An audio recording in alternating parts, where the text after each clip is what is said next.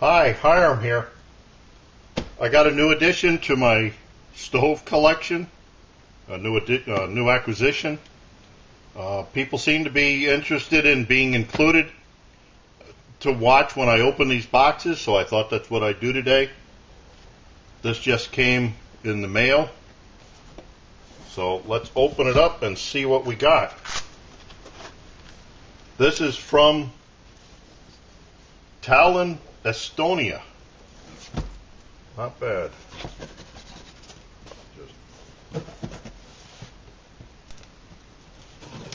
Now, it was funny.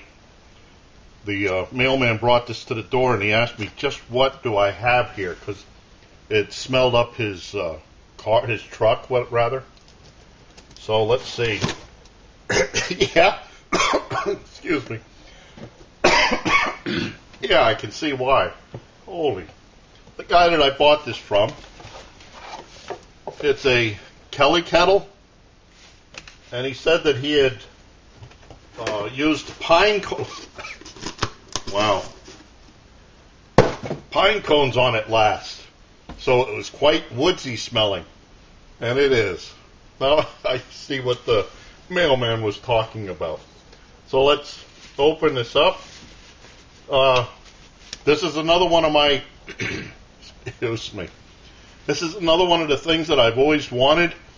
In some of my old videos, you've seen where I've done a poor man's Kelly Kettle using angel food pans. These things work great. You know, you just put it over top of your stove. The flames hit the bottom of the pan and come up this inside chimney, so it tends to heat up the water faster. You can pick these up at Goodwill,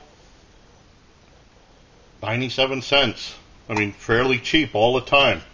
This is a little bit bigger one than what I've used before, so I'm kind of anxious to give it a try. It's even got these legs on here that kind of make me want to do something different with it. Anyway, this is my poor man's Kelly Kettle. So I've always wanted one of these. I found this one on eBay. Wow. Has the pot stand. Now this is the small aluminum Kelly Kettle. Wow, yeah. A lot of soot still on there. That needs to be washed. So here we have a Kelly Kettle. For those of you, should have moved the camera up a little bit. For those of you that have never seen one of these, this is a combination stove kettle. The bottom comes off. It just stores up in there, which that really needs to be cleaned, but the guy did a good job. He said his postage denied it too because it smelled too much like woodsy burn. So he cleaned it out, but I'm going to do another job on it. Anyway, this is the base, fits up in here like this. That comes out, gets flipped over like that. Now this part is a kettle that it's a two-wall. There's a jug and an inside area that goes up through. So you can actually put water inside this on the outside of the fire. So this would be your fire base, holes in it. That would go on like that. Put water in through here. Should have really moved the camera back further. Water goes in on the top with a cork plug that has a chain on it. Some people have used the volcano stoves. That has a cork on the top of its bottle, but they stick it on the fire and then it pops and shoots the cork off into the woods. This won't let you do that. So you put your fire in the base. It goes up the inside of this kettle, warming up the water that you can pour out of here, and comes out this top. I think this is a pretty cool idea. Not a Graham Weenie type item, but an interesting idea.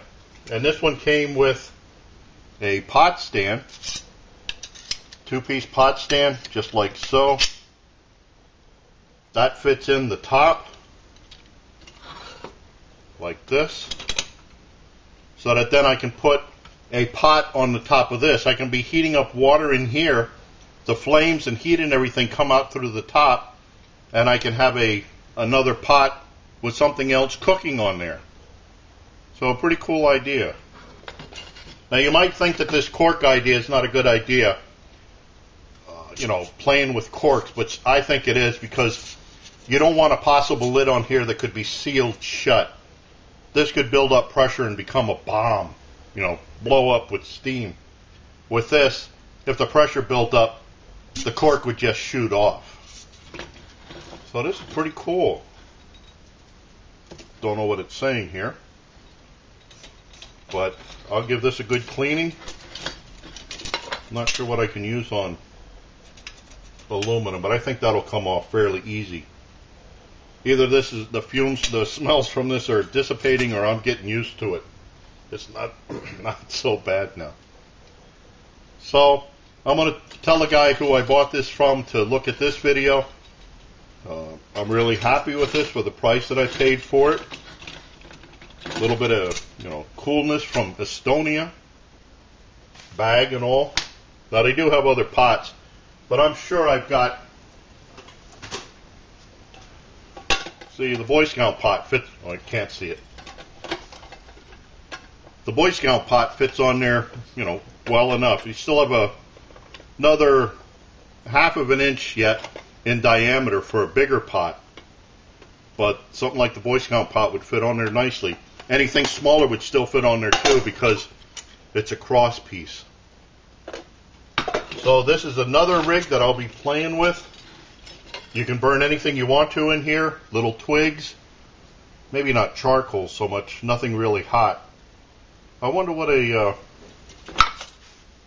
Trangia would do in there. I don't know. It fits. That might be interesting to give it a try. Oh, it's a little bent here. I'll have to see if I can bend that back out. But it's normally used for twigs and small fires in there. The last guy that used this, used pine cones, so you know how messy that can get to be. So that's my latest acquisition for my stove collection. This is a combination stove and kettle.